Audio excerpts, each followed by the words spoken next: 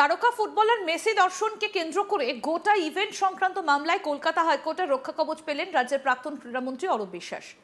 Messi কেলেঙ্কারিতে Arup বিশ্বাসকে রক্ষা কবচ দিয়েও চরম ভৎসনা হাইকোর্টের। পেপারের ছবি দেখিয়ে বিচারপতি সৌগত ভট্টাচার্য তার আইনজীবী কিশোর দত্তকে বললেন, মেসির গায়ে যিনি লেগে রয়েছেন তিনি আপনার মক্কেল।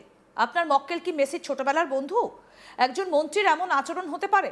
তার জন্য কলকাতার মানুষের মাথা হেঁট হয়েছে ওই দিন। কি করে তিনি মেসির এত কাছে গেলেন?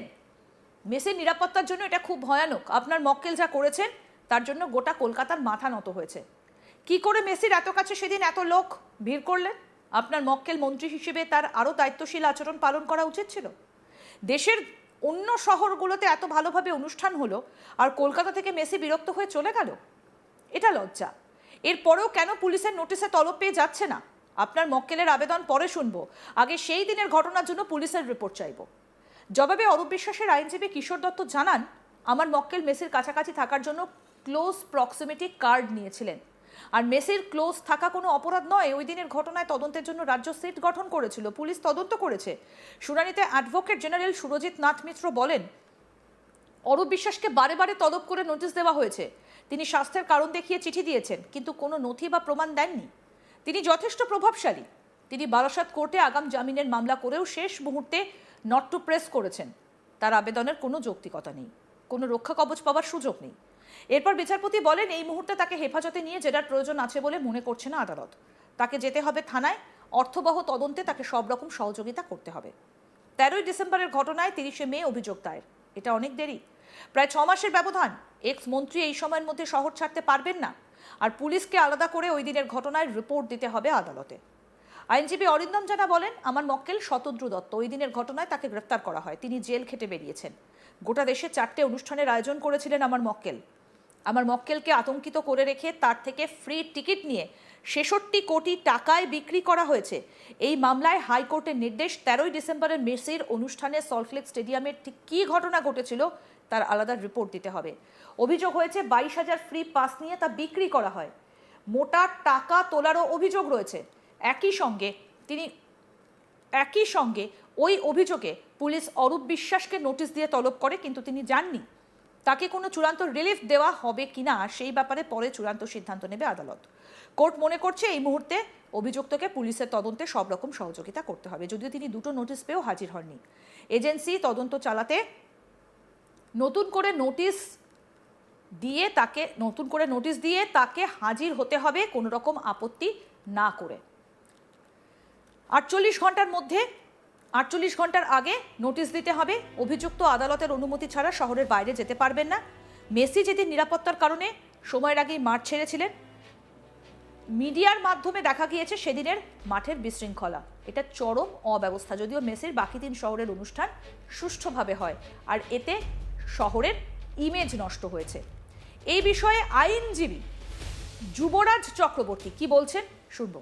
অভিযোগ এই ছিল যে যিনি অর্গানাইজার ইভেন্টের, মেসি ইভেন্টে যেটা ডিসেম্বর মাসে হয়েছিল, তিনি একটি অভিযোগ রেখেছিলেন যে এক্স স্পোর্টস মিনিস্টার যিনি মিস্টার অরূপ বিশ্বাস, উনি টিকিট ব্ল্যাক মার্কেটিং করেছেন, উনি অনেকজনকে মাঠের মধ্যে ঢুকিয়েছেন, যার জন্যে সেদিন ইভেন্টটি ফেল হয়ে গেছেন, leading to the disappointment of thousands of fans. তারপর উনি একটা এফআইআর রেজিস্টার করেন। আজকে মিস্টার অরূপ বিশ্বাস সেই এফআইআর এগেনস্টে কোচিংয়ে হাইকোর্টের কাছে আসেন।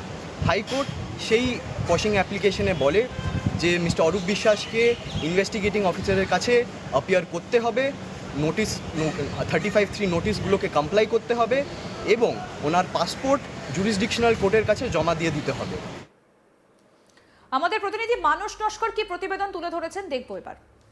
আর্জেন্টিনার তারকা ফুটবলার মেসি দর্শনকে কেন্দ্র করে যে ঝামেলা সৃষ্টি হয়েছিল, সেই ঘটনায় কলকাতা হাইকোর্টে রক্ষা কবচ পেলেন রাজ্যের প্রাক্তন ক্রীড়ামন্ত্রী অরূপ বিশ্বাস। তবে তাকে চরম ভৎসনা করেছে কলকাতা হাইকোর্টের বিচারপতি সৌগত ভট্টাচার্য। তিনি কাগজে এবং টিভির ছবির ক্লিপিংস দেখে রীতিমতো রাজ্যের প্রাক্তন ক্রীড়ামন্ত্রী অরূপ বিশ্বাসকে চরম ভৎসনা করেন। তিনি বলেন যে যেভাবে অরূপ বিশ্বাসের আইনজীবীর উদ্দেশ্যে বলেন, যেভাবে প্রাক্তন মন্ত্রী মেসির একেবারে কাছে চলে যাওয়ার চেষ্টা করছিলেন ক্লোজ প্রক্সিমিটিতে, তিনি কি মেসির বাল্যকালের বন্ধু ছিলেন? এই ঘটনায় তিনি যেভাবে চেষ্টা করেছেন, এই ঘটনায় কলকাতা এবং গোটা রাজ্যের মান সম্মান বিশ্বের কাছে মাথা হেঁট হয়ে গেছে। তার কারণ মেসি ভারতের একই সঙ্গে 3টে রাজ্যে সে এই ইভেন্টে পার্টিসিপেট করতে এসেছিলেন, কিন্তু কলকাতায় যে অব্যবস্থা তৈরি হয়েছিল এবং কলকাতায় এসে যে বিশৃঙ্খল পরিস্থিতি তৈরি হয়েছে, সেখানে একজন ক্রীড়ামন্ত্রী হিসেবে তিনি যে আচরণ করেছেন তাতে রাজ্যের মাথা হেঁট হয়েছে, কলকাতার মাথা হেঁট হয়েছে সারা দেশের কাছে এবং গোটা বিশ্বের কাছে। তবে মেসিকে তিনি রক্ষা কবচ দিয়েছেন, পাশাপাশি বিচারপতি নির্দেশে জানিয়েছেন যে আপাতত 17ই আগস্ট পর্যন্ত অরূপ বিশ্বাসকে গ্রেপ্তার করা যাবে না। অরূপ বিশ্বাসের তবে তাকে পুলিশের সাথে সম্পূর্ণ এই ঘটনায় তদন্তে সহযোগিতা করতে হবে এবং তাকে জিজ্ঞাসাবাদ করার আগে 48 ঘন্টা আগে নোটিশ দিয়ে জানাতে নির্দেশ দেওয়া হয়েছে কলকাতা হাইকোর্টের পক্ষ থেকে। পাশাপাশি আরও একাধিক শর্ত আরোপ করা হয়েছে অরূপ বিশ্বাসের যে সুরক্ষা কবচ দেওয়া হয়েছে সেই সুরক্ষা কবচে। আমরা জানি যে 13ই ডিসেম্বর কলকাতার যুব ভারতী ক্রীড়াঙ্গনে মেসিকে প্রদর্শন করার একটি অনুষ্ঠান ইভেন্ট অর্গানাইজ করেছিলেন শতদ্রু দত্ত নামে এক ব্যক্তি। গোট ইভেন্ট নামে এই অনুষ্ঠান অর্গানাইজ করা হয়েছিল, যেখানে যারা মেসিকে দেখার জন্য টিকিট কেটে যে দর্শকরা এসেছিলেন চরম হতাশার শিকার হন, কারণ মেসিকে তারা দেখতেই পাননি। রাজ্যের মন্ত্রী অরূপ বিশ্বাস, তার ঘনিষ্ঠ আত্মীয় স্বজন লোকজন ছাড়াও সেখানে কয়েক হাজার লোক মেসিকে ঘিরে ধরার ফলে মাঠের মধ্যে কার্যত সাধারণ যে দর্শকরা টাকা দিয়ে এই অনুষ্ঠানে দেখার জন্য যুব ভারতীতে গেছিলেন, গ্যালারি থেকে তারা কিছুই দেখতে না পেয়ে শেষ পর্যন্ত গ্যালারিতে ভাঙচুর করেন। সেই ঘটনায় শতদ্রু দত্ত যিনি ইভেন্ট অর্গানাইজার ছিলেন, তার বেশ কিছুদিনের জেল হয়। তিনি ইতিমধ্যেই জামিনও পেয়েছেন নিম্ন আদালত থেকে, কিন্তু রাজ্যে পালাবদল হতেই শতদ্রু দত্ত তিনি একেবারে রাজ্যের ক্রীড়ামন্ত্রী অরূপ বিশ্বাসের বিরুদ্ধে এফআইআর দায়ের করেছেন বিধাননগরে। সেই ঘটনায় ইতিমধ্যেই পুলিশ তাকে একাধিকবার সমন পাঠিয়েছে জিজ্ঞাসাবাদ করার জন্যে, কিন্তু তিনি নানান কারণে শারীরিক অসুস্থতার কারণে দেখা করতে পারেননি বা দেখা করতে যাননি, সমনের উত্তর দেননি। তিনি কলকাতা হাইকোর্টে মামলা দায়ের করেছিলেন। সেই মামলায় আজকে বিচারপতি সৌগত ভট্টাচার্যের বেঞ্চে মামলার শুনানি হয়।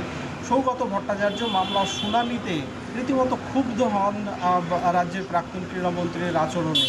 তবে তিনি একই সঙ্গে জানান যে ভারতীয় সংবিধানের 226 ধারা অনুযায়ী একজন ব্যক্তির সুরক্ষা কবচ পাওয়ার অধিকার রয়েছে। তার বিরুদ্ধে তিনি যদি তদন্তে সহযোগিতা করেন, তার বিরুদ্ধে অভিযোগ সেই অভিযোগে সর্বোচ্চ 7 বছর পর্যন্ত সাজা হতে পারে, 7 বছর কারাদণ্ডের সাজা হতে পারে। কিন্তু তার মানে এই নয় যে তিনি রক্ষা কবচ পাবেন না।